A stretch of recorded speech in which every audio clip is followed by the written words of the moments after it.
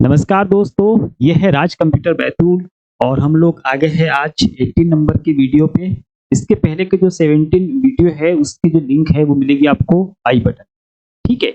और अब चूँकि आपके एडमिट कार्ड आ चुके हैं, एडमिट कार्ड आपने डाउनलोड कर लिए होंगे। 21, 22, 23 में आपके एग्ज़ाम होने हैं, तो आपके एग्ज़ाम के लिए आपको अभी से शुभकामनाएँ और आप अच्छे से पढ़िए, बहुत अच्छे से पढ़िए, है ना? आज देखते हैं आप लोगों को कैसे क्वेश्चन हम लोगों ने रखे हैं, ठीक है? और आज के वीडियो में आपको बताएँगे किस तरीके से आप टेस्ट सीरीज़ लगा सकते हैं, है ना? तो उसके लिए वीडियो को आप ध्यान से देखिए।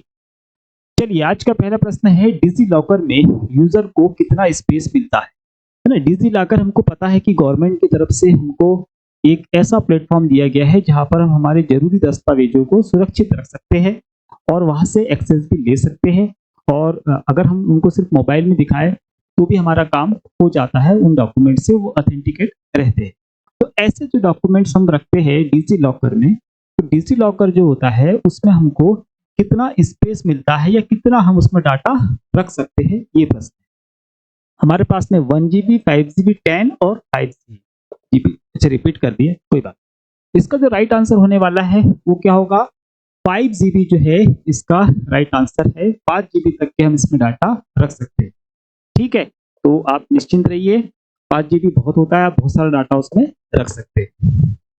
इसके पहले मैंने बोला है कि गवर्नमेंट की योजनाएँ हैं, उस पे थोड़ा-सा पढ़ के जाइएगा। जो ऐसी एप्लीकेशंस या ऐसे प्रोग्राम जो आईटी के क्षेत्र में गवर्नमेंट ने जारी की है और जिससे नागरिकों के हित में कोई बात होती हो, ऐसे सॉफ्टवेयर भी हमारे एग्ज़ाम में पूछे जा रहे हैं, ऐसे एप्लीकेशन पूछे जा रहे हैं।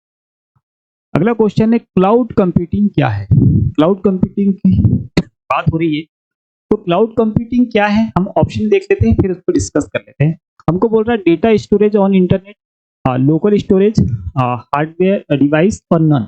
देखिए जो हमारे पास में क्लाउड स्टोरेज होता है, एक ऐसा स्टोरेज होता है जो हमको कहाँ मिलता है? वो हमको मिलता है इंटरनेट पर, है ना? इंटरनेट पर हमको डाटा सेव करने की या सुरक्षित करने की एक सुविधा मिलती है और उस सुविधा के हमको कुछ हद तक के वो फ्री होती है और उसके बाद हमको उसके पैसे भी देने पड़ते हैं। तो सभी हमको फ्री देंगे ऐसा नहीं है, हमको कुछ थोड़ी-सी 1 जीबी, 2 जीबी, है ना? या हमको जीमेल मिलता है 15 जीबी तक के मिलता है। उसके बाद हमको वहाँ पर भी पैसे लगते हैं और अदर जो प्लेटफ़ॉर्म होते हैं यहाँ पर भी हमको पैसे लगते हैं। ठीक है? तो याद रखिएगा कि क्लाउड स्टोरेज में हम जो डाटा है कहाँ सेव करते हैं? इंटरनेट पे और ये एक वेब होस्टिंग के जैसे भी ये काम करता है। अब प्रश्न ये है कि जो हमारे पास माइक्रोसॉफ्ट है, ये भी हमको क्लाउड स्टोरेज देता है, तो उसका क्या नाम है? तो उसका नाम है वननोट। वैसे हमको गूगल जो देता है, गूगल भी हमको क्लाउड स्टोरेज देता है जिसका नाम है गूगल ड्राइव। वैसे हमको एप्पल भी देता है डाटा सेव करने की जगह और उसका नाम क्या है? उसका नाम है आई क्लाउड। ठीक है? तो इस तरीके से आप इनको भी याद रख सकते हैं और एग्ज़ाम में आप सही इसके आंसर लगा भी सकते हैं। ठीक है? चलिए, अगला प्रश्न है पाइथन क्या है? देखिए पाइथन बेसिकली पाइथन लैंग्वेज है, ये तो हमको पता ही है ना? कौन सी लैंग्वेज है? Programming language. लेकिन इसके लिए और भी प्रश्न आता है कि पाइथन जो है ये तो हो गया कि ठीक है प्रोग्रामिंग लैंग्वेज, ये तो सभी को पता है कि प्रोग्रामिंग लैंग्वेज है। लेकिन एग्जाम में पूछा जाता है मोस्टली जितनी भी हम लैंग्वेजेस पढ़ते हैं, है ना? उसमें उसका क्षेत्र पूछा जाता है या वो किस पर्पस के लिए उस भाषा का विकास किया गया है। ठीक है? तो यहाँ पर जो पाइथन है, ये भैया एआई के लिए जो सॉफ्टवेयर डेवलप करते हैं, उसमें इसका यूज़ किया जाता है और आजकल बहुत ज़्यादा इसका प्रयोग किया जा रहा है ना? चाहे हम वेब पेज डिज़ाइन कर रहे हो या हम कोई सॉफ्टवेयर बना रहे हैं, जिसमें भी जहाँ पर भी हमको एआई से रिलेटेड ये चीज़ों की ज़रूरत होगी, वहाँ पर पाइथन का प्रयोग किया जाएगा, इसको याद रखिए। एआई के लिए हमारे पास में और भी भाषा है, एक हमारे पास में जो हम एआई के लिए यूज़ करते हैं, वो होती है लिस्प। है ना? और एक हमारे पास में होती है प्रोलॉग। लिस्प प्रोलॉग, है ना? और आप याद रखेंगे पाइथन को भी, ये भी किससे रिलेटेड है? ये एआई से ही रिलेटेड है। अगला क्वेश्चन है कंप्यूटर द्वारा निष्पादित निर्देश लिखने की प्रक्रिया क्या है ना? कि कंप्यूटर जो है इसके द्वारा क्या है? एग्जीक्यूट, निष्पादित मतलब एग्जीक्यूट, है ना? निर्देश लिखने की जो प्रक्रिया होती है, प्रोसेस होती है, उसे क्या कहा जाता है? ये हमसे पूछ रहा है। हमको पहला बोल रहा है डीबगिंग। डीबगिंग क्या होता है भैया? तो डीबगिंग कहने का मतलब ये है कि प्रोग्राम में जो हमारे पास में बग आते हैं, एरर आते हैं, जब हम उसका निर्माण करते हैं उस समय जो एरर आती है उसको बग कहते हैं। अब उसको सुधारने की जो प्रक्रिया होती है वो कहलाती है डीबगिंग। फिर हमको बोल रहा है निष्पादन या एग्जीक्यूटिंग। तो जब हम किसी EXE को क्या करते हैं, रन कराते हैं, तो उस समय वो क्या हो रही होती है, वो एग्जीक्यूट हो रही होती है। या हमने कोई कंप्यूटर को काम दिया है, कोई प्रोसेस करने के लिए दी गई है, और जब वो प्रोसेस होगी तब उस समय क्या होगा, हमारे द्वारा दिए गए निर्देशों का क्या होगा, एग्जीक्यूशन होगा या एग्जीक्यूट किए जाएंगे। ठीक। फिर हमको हो रहा है प्रस्तुति, मतलब क्या हो रहा है, प्रेजेंटेशन, है ना। तो प्रेजेंटेशन मतलब कि अब एप्लीकेशन या तो प्रेजेंट की जा रही है ना। ये हम स्लाइड्स देखते हैं, पावर पॉइंट में की स्लाइड हमको प्रेजेंट मतलब प्रदर्शित की जाती है हमारे सामने। तो प्रेजेंटेशन का मतलब दिखाना, डिस्प्ले करना या फिर प्रस्तुति। ठीक है, इस पे याद रखेंगे। अब यहाँ पे हमारे पास है प्रोग्रामिंग। तो प्रोग्रामिंग जो है ये हमारे इस प्रश्न का राइट आंसर है। प्रोग्रामिंग वह मेथड है जिसके द्वारा कंप्यूटर में हम लोग प्रोग्राम लिखते हैं, मतलब कंप्यूटर के प्रोग्राम लिखने की जो प्रोसेस है, प्रक्रिया है, वो क्या कहलाएगी, प्रोग्रामिंग कहलाएगी। अगला प्रश्न है superscript, subscript, outline, emboss, engrave, ये सभी सामूहिक रूप से किस नाम से जाने जाते हैं, है ना। इन सब का यूज हम कहाँ करते हैं, तो इन सब का यूज हम करते हैं MS वर्ड, है ना। अब इनको क्या कहते हैं, ये बोल रहा है कि ये समूह फॉन्ट स्टाइल का है या फॉन्ट शैली का, फॉन्ट इफेक्ट फॉन्ट इफेक्ट का है, या हम फॉन्ट प्रभाव उसको बोल ही रहे, या ये वर्ड आर्ट का है या टेक्स्ट प्रभाव। तो देखिए सुपरस्क्रिप्ट, सबस्क्रिप्ट, आउटलाइन, एम्बॉस, और ये जो हमारे पास ऑप्शंस दिए गए हैं, ये सारे के सारे क्या है, ये है फॉन्ट इफेक्ट है भैया। क्या है ये, फॉन्ट इफेक्ट। ठीक है। अब अगर फॉन्ट इफेक्ट ये हो गए तो फॉन्ट शैली क्या होती है, फॉन्ट स्टाइल क्या होता है। तो फॉन्ट स्टाइल जो होते हैं वो हमारे पास में होता है एक रेगुलर, एक होता है हमारे पास में बोल्ड, और एक हमारे पास में होता है इटैलिक और एक अंडरलाइन। ठीक है, तो याद रखेंगे कि इस तरीके से हमारे पास में वो फॉन्ट शैलियां हो जाती है, और ये है हमारे पास में फॉन्ट इफेक्ट जितने यहाँ पर लिखे गए। ठीक है। अगला क्वेश्चन है एक सिस्टम बस, है ना। सिस्टम बस के लिए बारे में पूछा जा रहा। बस तो आपको पता ही है ना भाई, केवल बस हमने पढ़ी है, कितने प्रकार की होती है, दो प्रकार की पढ़ी हुई है हमने, एक होती है इंटरनल बस और एक्सटर्नल बस। इंटरनल बस भी हम लोगों ने तीन प्रकार की पढ़ी है ना। सिस्टम बस पढ़ी है, डाटा बस पढ़ी है और एड्रेस बस पढ़ी है ना। अच्छा, ये कौन सी यूनिट है, तो ये हमारी इंस्ट्रक्शन साइकिल की यूनिट है। तो यहाँ पर अगर हम बात करें तो ये बस के लिए बोल रहा है कि सिस्टम बस क्या है, ये हमको बस बताना है। वो बोल रहा है रन एट 100 मेगाहर्ट्ज, है ना, 100 मेगाहर्ट्ज पर ये चलती है, इसकी जो स्पीड होगी। अगला बोल रहा है CPU और मेमोरी के बीच डेटा का परिवहन करती है, क्रमिक विद्युत पथों के एक सेट का उपयोग करती है, और हमेशा एक ही आकार की होती है। तो देखिए भी जो सिस्टम बस होती है, तो सिस्टम बस अलग अलग सिस्टम की रिकॉर्डिंग अलग अलग हो सकती है ना, उसके अकॉर्डिंग क्या होगी, अलग अलग होगी, उसकी लंबाई अलग अलग, उससे काम करने का तरीका अलग अलग हो सकता है ना। तो रही बात अगर स्पीड की, तो ये भी कैसी होगी, ये भी अलग अलग हो सकती है ना, क्योंकि उसकी स्पीड क्या होगी, एक क्लॉक की स्पीड पर डिपेंड करेगी, तो कभी कम कभी ज्यादा होगी। तो 100 बोलेंगे 100 मेगाहर्ट्ज पर चलेगी, तो ऐसा नहीं है। तो इस प्रश्न का राइट आंसर क्या है, तो इस प्रश्न का राइट आंसर है कि जो सिस्टम बस है ये CPU और मेमोरी के बीच डेटा का परिवहन करती है। ठीक है, ये लाइन जो है इसमें पूरी तरह से सही है। ठीक, बस इतना सा याद रखिए। अगला क्वेश्चन है आप MS वर्ड में लाइन ब्रेकअप को मैन्युअल रूप से कैसे विभाजित कर सकते हैं, है ना। क्या ब्रेक करना है हमको, लाइन ब्रेक करना है। तो लाइन ब्रेक की हमसे क्या पूछ रहा है, सीधे सीधे वो शॉर्टकट की पूछ रहा है। इसका आंसर बहुत सारे लोगों को पता होगा, और बहुत सारे लोगों को इसका आंसर गलत भी पता होगा, है ना। भाई यहाँ पर बात कर रहे हैं लाइन ब्रेक की, तो लाइन ब्रेक पे मोस्टली जो आंसर लगाया जाता है बच्चों के द्वारा, एक चीज बता दूं मैं आपको कि जब भी आप एग्जाम में, अभी एग्जाम आपके होने वाले हैं जस्ट, तो मैं बता दे रहा हूँ कि एग्जाम में प्रश्न जब तक कि आपके समझ में नहीं आए तब तक ऑप्शन की तरफ न जाए, पहले प्रश्नों को ही समझे, है ना। जब प्रश्न आपके समझ में आ जाए तब आप जाइए ऑप्शन की तरफ, तभी हमारा आंसर सही होने वाला है। हम एकदम प्रश्न पढ़ेंगे और ऑप्शन की तरफ जाएंगे तो हमारे आंसर लगने के चांसेस बहुत ज्यादा गलत हो जाते हैं। जैसे इसी प्रश्न को ले लीजिए, ये बोल रहा है कि लाइन ब्रेक कैसे करेंगे मैन्युअली, मतलब लाइन ब्रेक के शॉर्टकट की पूछ रहा। तो बहुत सारे लोग इसको आंसर लगा देने वाले, बहुत सारे लोग पहली बारी में कंट्रोल एंटर को लगा देंगे, जबकि कंट्रोल एंटर इसका आंसर नहीं है। कंट्रोल एंटर से क्या होगा, कंट्रोल एंटर से होगा पेज ब्रेक। क्या होगा भैया? पेज ब्रेक की शॉर्टकट की होती है कंट्रोल एंटर। ठीक है, अब हमको क्या करना है? लाइन ब्रेक करना है। तो लाइन ब्रेक की जो शॉर्टकट की है वो याद रखेंगे कि लाइन ब्रेक जब भी हमको करना हो हम करते हैं शिफ्ट प्लस एंटर से। इस तरीके से करना है हमको मैनुअल।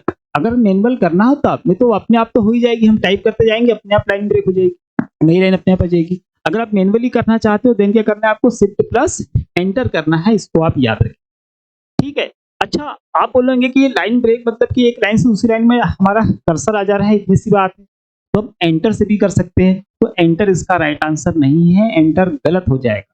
क्योंकि जब भी हम एंटर करते हैं तो याद रखिएगा हमारा पैराग्राफ ब्रेक होता है। एंटर करने पे पैराग्राफ ब्रेक होता है, कंट्रोल एंटर करने पर पेज ब्रेक होता है ना, और शिफ्ट प्लस एंटर करने पर लाइन ब्रेक होती है। ये तीनों क्वेश्चन अलग अलग आंसर के साथ में आते हैं, तो उसको ध्यान से लिखिएगा, समझिएगा, है ना। और मैंने बोला आपको नोट्स बनाने का, अपने नोट्स अगर बना लिए होंगे तो बड़ी अच्छी बात है, आप सभी का एग्जाम निकलेगा और निश्चित रूप से निकलेगा, नहीं निकलने वाला जैसा कोई ऑप्शन मुझे दिख नहीं रहा है। ठीक है, चलिए तो इसको याद रखिएगा, लाइन ब्रेक करना है तो हम शिफ्ट प्लस एंटर।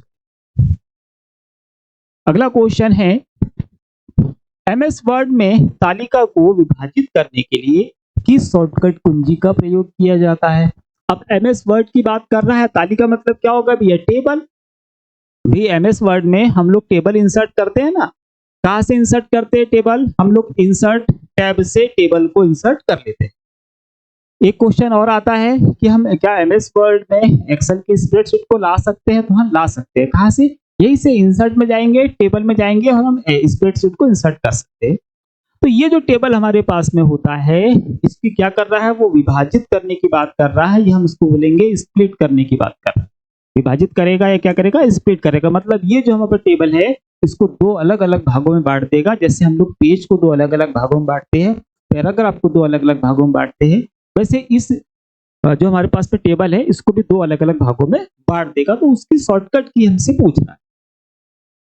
ठीक है, तो जब भी हमको हमने एक टेबल इंसर्ट कर लिया, यहाँ पे हमने डाटा डाल दिया है और हम चाह रहे हैं कि इसके बाद का डाटा है ना, याला जो यहाँ से ये अलग हो जाए, ये अलग हो जाए, आपस में बढ़ जाए, है ना। तब हम कर्सर रखेंगे और क्या करेंगे? हम करने वाले हैं कंट्रोल शिफ्ट प्लस एंटर, ये वाली शॉर्टकट की हम चलाएंगे। तो हमारा ये वाला जो टेबल होगा वो कैसा होगा? वो बढ़ जाएगा भैया, है ना। कैसा बढ़ जाएगा? दो अलग अलग भागों में इस तरीके से वो बढ़ जाएगा और आपका डाटा भी फिर आप अलग अलग देख सकते हो, इस तरीके से बढ़ जाए। ठीक है, तो याद रखेंगे ये कमांड को। अगला प्रश्न है, कौन सा ऑपरेटिंग सिस्टम का प्रकार नहीं है? टाइप्स ऑफ ऑपरेटिंग सिस्टम की बात कर रहा है और कौन सा ऑपरेटिंग सिस्टम इसमें से नहीं है, बस ये हमको बताना है। हमको बोल रहा है वो real value operating system, distributed operating system, network operating system, time sharing operating system, है ना। तो हमारे पास यहाँ जो ऑप्शन दिए गए हैं, अगर हम बात करें टाइम शेयरिंग ऑपरेटिंग सिस्टम तो ये होता है, मतलब ये सही है। नेटवर्क ऑपरेटिंग सिस्टम की बात करें तो हमने कल बात करी है एनओएस, है ना। जितने नेटवर्क के डिवाइसेस होते हैं उसमें डलने वाला जो ऑपरेटिंग सिस्टम होगा वो क्या होगा? एनओएस, मतलब नेटवर्क ऑपरेटिंग सिस्टम होगा, ये सही। डिस्ट्रीब्यूटेड ऑपरेटिंग सिस्टम ये भी बिल्कुल सही है, हम लोग इसका यूज करते हैं, है ना, जब हमको बहुत सारे जगह पे काम करने होते हैं, सर्वर उसका उदाहरण। रियल वैल्यू ऑपरेटिंग सिस्टम जो है, ऐसा ऑपरेटिंग सिस्टम हम लोग नहीं पढ़ते हैं, पूरे कंप्यूटर में ऐसा कोई ऑप्शन होता ही नहीं। तो हमसे बोल रहा है कि कौन सा नहीं है, तो ये वाला नहीं है ना। हमने जो ऑपरेटिंग सिस्टम पढ़ा है वो रियल टाइम ऑपरेटिंग सिस्टम पढ़ा है, ना कि रियल वैल्यू ऑपरेटिंग सिस्टम। ठीक है, तो याद रखिए। अगला क्वेश्चन है, which is not a network device? इनमें से कौन सा नेटवर्क डिवाइस नहीं है ना। अब नेटवर्क डिवाइस कौन सा नहीं है, तो बस हमको नेटवर्क डिवाइस कौन कौन से होते हैं वो पता होने चाहिए। जैसे हमको पता है कि स्विच होता है, हब भी होता है, राउटर भी होता है, है ना। और स्टार जो है ये नहीं होता है। स्टार क्या है हमारे पास में? ये हमारे पास में टोपोलॉजी, स्विच, हब, राउटर। इसके अलावा क्या होता है? इसके अलावा रिपीटर होता है, गेटवे होता है। ठीक है, तो इन चीजों को याद रखिएगा, ये सारे हमारे पास में हार्डवेयर डिवाइसेस होते हैं। और स्टार क्या है? स्टार हमारे पास में टोपोलॉजी है। टोपोलॉजी क्वेश्चन तैयार कर लीजिएगा, है ना। अलग अलग टोपोलॉजी, कहाँ कहाँ हम किस टोपोलॉजी का प्रयोग करते हैं ये जरूर याद रखिएगा, और लाभ और हानि। ठीक है, इसको याद। अगला क्वेश्चन है, कौन सी नेटवर्क सुरक्षा सुविधा नेटवर्क पर उपयोगकर्ता को अनाधिकृत प्रोग्राम और जानकारी का उपयोग करने से रोकती है? ठीक है भाई, हमसे बोल रहा है कि नेटवर्क की सुरक्षा की बात कर रहा है, सुरक्षा सुविधा जो क्या करती है, ऐसे यूजर को जिनको परमिशन नहीं है, मतलब अनाधिकृत है ना, तो प्रोग्राम होंगे और उनकी जानकारी को साझा नहीं करने देंगी, उपयोग नहीं करने देंगी। तो कौन रोकथाम करता है? हमारे पास में फायरवॉल, एंटीवायरस, जैमर और सिक्योरिटी प्लस, है ना। सिक्योरिटी प्लस छोड़ दे तो वर्जन्स में यूज करते हैं। जैमर का यूज यहाँ पर नहीं है। जैमर क्या करेगा? नेटवर्क को जैम करेगा, है ना, पर ऐसे तो कुछ भी काम नहीं होगा। एंटीवायरस क्या करता है? तो एंटीवायरस हमको हार्मफुल प्रोग्रामों से बचाता है ना, जो वायरसेस होते हैं उनसे बचाता है, ना कि किसी उपयोगकर्ता से बचा लेगा।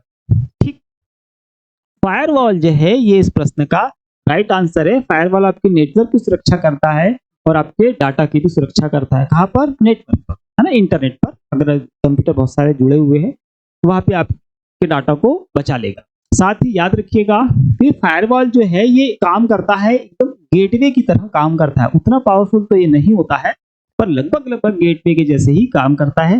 तो गेटवे को भी आप याद रखेंगे, वो भी ऐसा ही काम करता है ना, पर ज्यादा स्ट्रांग होता है। अगला क्वेश्चन है, दोहरे कोर संस्करण में किस प्रकार का घटक आ सकता है ना। दोहरे कोर मतलब क्या बोलेंगे हम बोलेंगे भी ड्यूल कोर, है ना। ड्यूल कोर वर्जन के नाम से हमको कौन सा इसमें से कोई चीज है जो उपलब्ध होती है?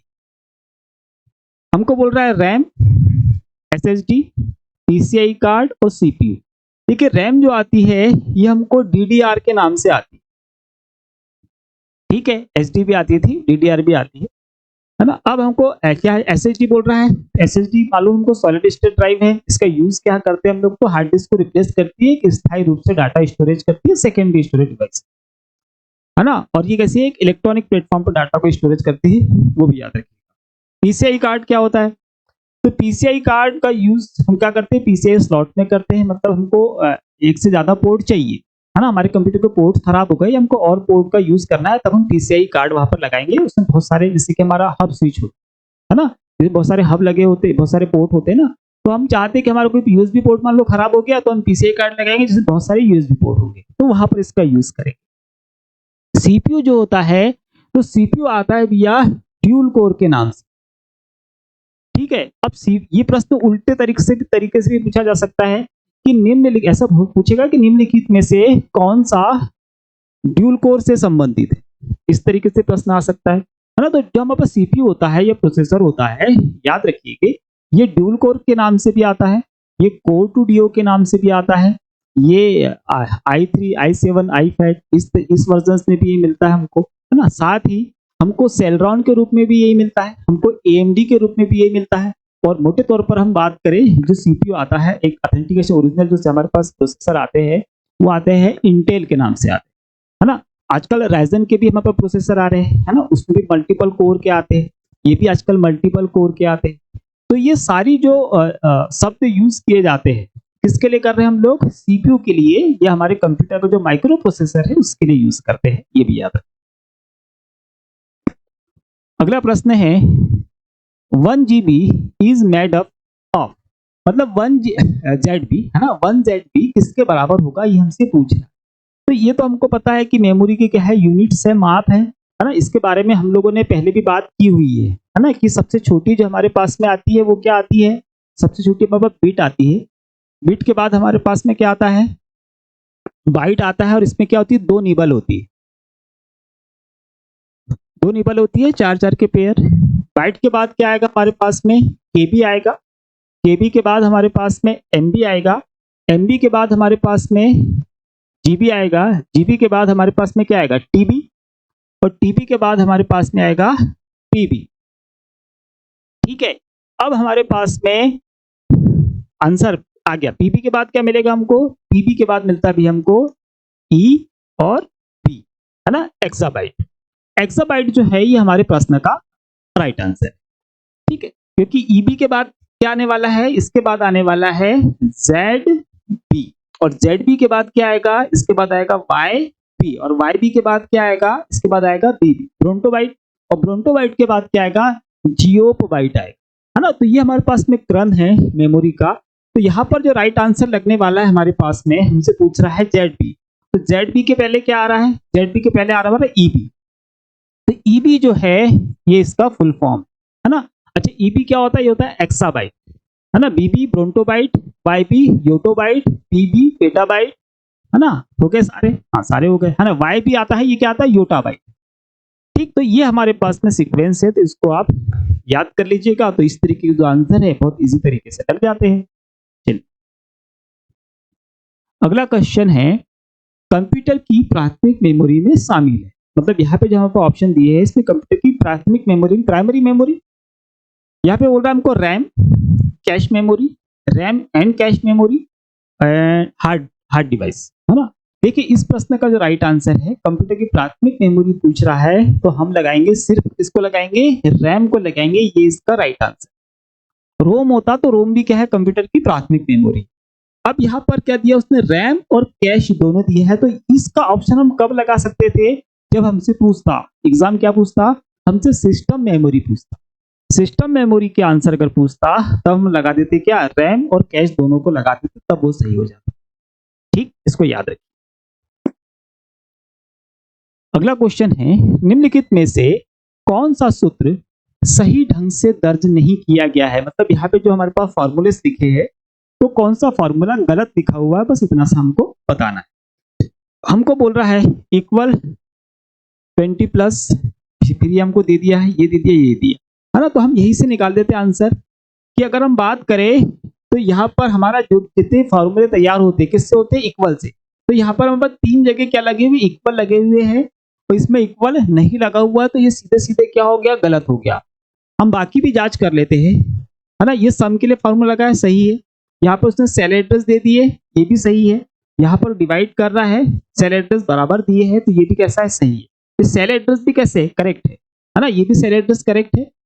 और ये वाला तो सीधे उसने डिजिट दे दी, संख्या दे दी है, तो ये भी कैसा है, सही है। तो ये वाला जो ऑप्शन हमारे पास में है ये गलत है। क्यों गलत है, क्योंकि उसमें इक्वल का साइन नहीं लगा है। अगर इसमें इक्वल का साइन लग जाता तो ये वाला ऑप्शन भी हमारा सही हो जाता। अगला क्वेश्चन है, मेमोरी प्रकारों की उच्चतम से निम्नतम गति के क्रम में प्रवाहित विकल्पों में से सही व्यवस्था कौन सी है। मेमोरी का क्रम पूछ रहा है भी हमसे, है ना, कि मेमोरी प्रकारों में हाई मतलब ऊपर से नीचे की तरफ स्पीड की अगर हम बात करें तो उसके सही विकल्प जो है उसकी व्यवस्था करनी है हमको। जिसकी सबसे ज्यादा स्पीड है, ज्यादा स्पीड से कहा जा रहा है हमको कम स्पीड की तरफ। यहाँ पे बोल रहा है secondary storage, main memory, catch और रजिस्टर। तो ये सीक्वेंस में ये तो हमारी सबसे स्लो है, उससे स्पीड इसकी ज्यादा है, इसकी ज्यादा है, इसकी ज्यादा है। तो ये आंसर गलत हो जाएगा। क्यों गलत हो जाएगा, क्योंकि पहले हमको हाई स्पीड की बात करें, जिसकी स्पीड ज्यादा हो। यहाँ पे रजिस्टर की ज्यादा है, यहाँ पे भी रजिस्टर की ज्यादा है, यहाँ पर कैश की रजिस्टर के बाद नंबर लगता है ना। तो ये ऑप्शन भी कैसा होगा, कट जाएगा। हम बस 2 ऑप्शन मिले, हम दोनों की चेक करते हैं। रजिस्टर है, यहाँ पे भी रजिस्टर है, रजिस्टर के बाद कैश है, ये भी कैश है, ये भी सही है। यहाँ पर सेकेंडरी बोल रहा है, यहाँ पे मेन मेमोरी बोल रहा है, तो ये आंसर गलत हो गया। क्योंकि सेकेंडरी स्टोरेज की जो स्पीड होती है मेन मेमोरी से कम होती है, यहाँ पर सेकेंडरी स्टोरेज है ना। तो ये वाला आंसर हो गया हमारा सही। कौन सा वाला, 3rd नंबर का सही है। क्यों सही है भैया, चलिए बात करते। हम बोल रहे हैं सबसे तेज कौन सी होती है, रजिस्टर होते हैं, है ना। और रजिस्टर ही हमारी मेमोरी में सबसे फास्ट होते हैं। रजिस्टर से मिलकर क्या बनता है, कैश मेमोरी बनती है। ठीक है, और कैश मेमोरी एक डायरेक्ट फॉर्म है जो मेमोरी का हम लोग पढ़ते हैं। इसके अंदर क्या है, सारे के सारे रजिस्टर्स। इसलिए मेमोरी के अनुक्रम में रजिस्टर्स का स्थान सबसे ऊपर होता है, इसलिए ये सबसे तेज है। उसके बाद में ये है, उसके बाद मेन मेमोरी हम पढ़ते ही रैम की बात की जा रही है, ये भी सही है। और सेकेंडरी स्टोरेज ये स्लो चलती है, इतने फास्ट ये काम नहीं करती। ठीक है, चलिए इसको याद रखिएगा। हाँ, यहाँ पर अगर रजिस्टर नहीं होता देन हम कैश मेमोरी को आंसर सही लगा देते, है ना। लेकिन चूंकि रजिस्टर है इसलिए रजिस्टर ही पहले आए।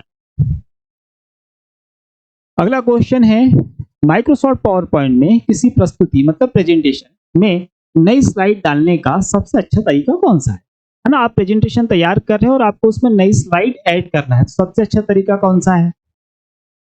ये बोल रहा है नॉर्मल व्यू में, स्पेशल व्यू में, स्लाइड शो व्यू में और स्लाइड सॉर्टर व्यू में। आपको बता दें कि स्पेशल व्यू हमारे पास में होता ही नहीं है, इसको हटा दिया।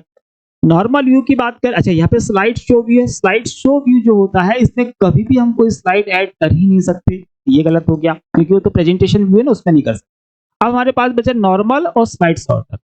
तो नॉर्मल और स्लाइड सॉर्टर ये दोनों को हम कंपेयर करते हैं तो ज्यादा आसान कहाँ पे होता है, वो होता है स्लाइड सॉर्टर व्यू में हमको ऐड करना आसान होता है। प्रश्न का राइट आंसर ये हो गया। क्यों आसान होता है इसमें, क्योंकि इसमें जितने भी हमारे पास स्लाइड्स होती है वो छोटे छोटे टेम्पलेट्स के रूप में हमारी पूरी स्क्रीन पे दिखती है, हम फट फट ऐड कर सकते हैं, रिमूव कर सकते हैं। बहुत आसान काम होता है कि सब जितनी भी स्लाइड होगी वो मोस्टली वहां पर सारी एक ही जगह दिखती है, 20-25 तो एक ही पेज पे आपको दिख जाएगी। ठीक है, इसलिए ये वाला सही। अगला क्वेश्चन है, विंडोज ऑपरेटिंग सिस्टम वाले कंप्यूटर में फाइलें किस स्थान पर संग्रहित की जाती है, मतलब फाइलें कहां पर सेव होती है विंडोज में, है ना। ये बोल रहा है स्टोरेज में, स्टोरेज तो हार्डवेयर का पार्ट हो गया। प्रोग्राम, प्रोग्राम में तो हम डाटा को सेव कर नहीं सकते, वो तो हम काम करते हैं प्रोग्राम में। डायरेक्टरीज और स्टैक्स, तो हमको पता है कि हम कहाँ सेव करते हैं, डायरेक्टरीज में, है ना। फोल्डर्स में हम डाटा को सेव करते हैं, ये याद रखेंगे। और हम यह डायरेक्टरीज मतलब उन्हीं फोल्डर्स की हम बात कर रहे हैं। कल इसके पहले की वीडियो में बात हुई है रूट डायरेक्टरी की, सब डायरेक्टरी की, डायरेक्टरी की। अगला क्वेश्चन है, इंटरनेट व्यवसाय में आईएसपी का अर्थ है। क्या पूछ रहा हमसे, आईएसपी का फुल फॉर्म पूछ रहा है, इंटरनेट सर्विस प्रोवाइडर, है ना। इंटरनेट सर्विस प्रोवाइडर जहां पर भी हो उसका आंसर लगा दो, इंटरनेट सर्विस प्रोवाइडर, है ना। अच्छा, इंटरनेट सर्विस प्रोवाइडर क्या होता है, तो ये हमको इंटरनेट की सुविधा प्रोवाइड कराते हैं। हम एग्जांपल देख लेते हैं कि जिस तरह से जियो क्या होगा हमारा, आईएसपी होगा, बीएसएनएल आईएसपी है, एयरटेल आईएसपी है, आइडिया आईएसपी है। ये हमको इंटरनेट की सुविधा प्रोवाइड कराते हैं, इसीलिए ये कैसे है, ये है आईएसपी, है ना। हमको इंटरनेट सुविधा दे रहे हैं। और आईएसपी का फुल फॉर्म भी याद रखिएगा, इंटरनेट सर्विस प्रोवाइडर। अगला क्वेश्चन है, एमएस वर्ड में थिसॉरस टूल के उद्देश्य से बनाया गया है, किस उद्देश्य से बनाया गया है थिसॉरस, है ना। तो याद रखिएगा ये मिलेगा कहाँ, ये ऑप्शन अगर मिलेगा कहाँ हमको, तो ये मिलेगा रिव्यू टैब। रिव्यू टैब में जो सबसे पहला ऑप्शन है हमारे पास प्रूफिंग का, उसके अंदर हमको मिलने वाला है थिसॉरस। और इसी के पहले हमको मिल जाएगा वहीं पे प्रूफिंग में हमको क्या मिलता है, स्पेलिंग एंड ग्रामर चेक करने का ऑप्शन। ठीक, अच्छा क्या काम में आता है ये बोल रहा है वर्तनी जांच, वर्तनी सुझाव, वर्तनी सुधार। देखिए वर्तनी की बात आ रही है तो हम क्या लगाते हैं वहां पर, स्पेलिंग एंड ग्रामर वाला ऑप्शन, मतलब कि स्पेलिंग एंड ग्रामर की बात होती है। तो ये वाले आंसर जितने भी है ये किसके लिए है, स्पेलिंग एंड ग्रामर के लिए है। यहाँ पर हमको बोल रहा है सिनोनिम्स और एंटोनिम्स, जो बोल रहा है समानार्थी और विरोधी शब्द, इसका प्रयोग करने के लिए, है ना, या इसको देखने के लिए हम लोग क्या यूज करते हैं, थिसॉरस यूज करते हैं। और जैसे कि इसका बेसिक जो मीनिंग रहता है वो ये है कि एक शब्द है उसके बहुत कौन कौन से अर्थ हो सकते हैं, या तो पॉजिटिव या फिर नेगेटिव, वो जांच करने के लिए हम लोग थिसॉरस का प्रयोग करते हैं। यहाँ पे शॉर्टकट की याद रखिएगा कि अगर स्पेलिंग चेक के लिए हम लोग शॉर्टकट यूज करते हैं, क्या है, F7 का यूज करते हैं हम लोग। और हमको थिसॉरस के लिए अगर पूछेगा देन हम क्या लगाते हैं, हम यूज करते हैं शिफ्ट प्लस F7, है ना। इनको याद रखिएगा, इनको इसलिए भी याद रखना क्योंकि हमारे एग्जाम में पूछे जाने वाले मोस्ट रिपीटेड क्वेश्चन में से एक ये है, बार बार पूछा जाता है। स्पेलिंग का पूछेगा या इसका पूछेगा, पूछता है ना, बहुत रिपीटेड क्वेश्चन में से इसका आंसर हमसे बनना चाहिए। चलिए, तो ये हो गई हमारी 18 नंबर की क्लास। और जितने भी वीडियो हम लोगों ने कंप्लीट करे हैं आप लोगों ने उसको अच्छे से देख लिया होगा, समझ लिया होगा। अब चूंकि हमारे हिसाब से हमारी तैयारी ऑलमोस्ट डन की तरफ जाती है, तो जैसी अब डन की तरफ जाती है तो हमने कितना पढ़ा है, कितना समझा है, उसकी जांच करनी तो बनती है ना। हम बात कर रहे हैं टेस्ट की, तो हम लोग स्टार्ट करते हैं मंडे से हम लोग स्टार्ट करेंगे टेस्ट सीरीज, जैसा कि हम हर बार के एग्जाम में देते हैं। अभी तक के जब से भी हम इंटरनेट पे काम कर रहे हैं, 6-8 महीने से ही हम इंटरनेट यूट्यूब पर है, उसके पहले तो हम थे नहीं। लेकिन जितने भी हम वीडियो सीरीज चलाने के बाद में आप लोग को टेस्ट जरूर प्रोवाइड कराते हैं। तो वो जो टेस्ट है अब आपको मिलने वाले हैं मंडे से, किस तरीके से मिलेंगे और कैसे आप उसको लगा सकते हैं, उसकी सारी डिटेल जो मिलने वाली है आपको वो मिलेगी कल के वीडियो में, है ना। तो कल का वीडियो ध्यान से देखिएगा, किस तरीके से आप उस टेस्ट को लगा सकते हैं और उसके बाद में फिर उससे आकलन हो जाएगा, है ना। तो हम लोग करते हैं तैयारी और आप करिए आपकी तैयारी। मिलते हैं कल, तब तक के लिए जय हिंद।